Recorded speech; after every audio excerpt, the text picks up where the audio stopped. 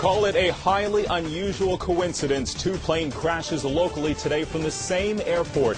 And a Fox 40 camera crew caught the second one on tape as it struggled to get airborne, flipping just past the runway. Some incredible video captured today. Thanks for joining us. I'm Thomas Drayton. Donna has the night off. Fox 40 reporter Lonnie Wong and photographer Albert M. were at the Cameron Park Airport gathering information on the occupants of another plane that crashed earlier in the day and flew out of the same airport. That's when they witnessed the crash that killed one passenger and critically injured 3 others.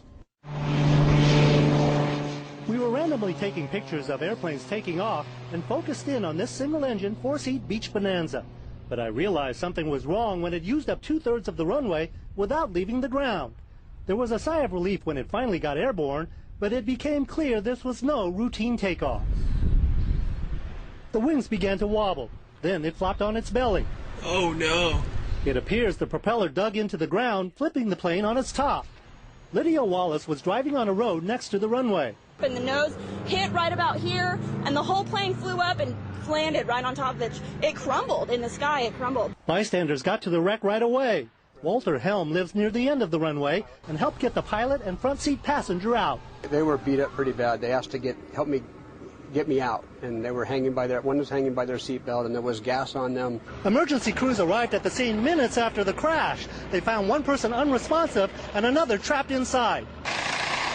It took them several minutes to cut out a woman who was trapped in the back. You just want to keep her prone until we get her clear of the aircraft? The other backseat passenger was finally removed. So watch his head, watch his head.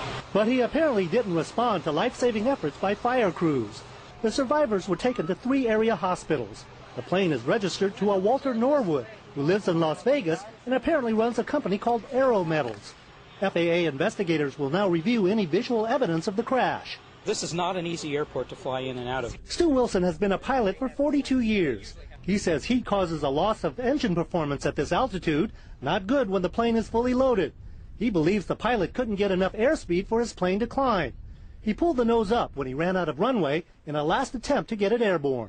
You can't force it to fly, and oftentimes if you pull it into the air at that point, you will see some wobbling, so that could possibly be what happened. The airplane appears to stall before it hit the ground. The slight tailwind didn't help. You want to take off into the wind. And one witness heard the engine sputter. I heard this one miss, so it got my attention. I looked out the window, and here comes this plane, and I saw it hit the ground. That could mean an engine or a gas problem.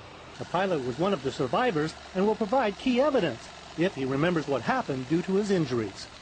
In Cameron Park, Lonnie Wong, Fox 40 News.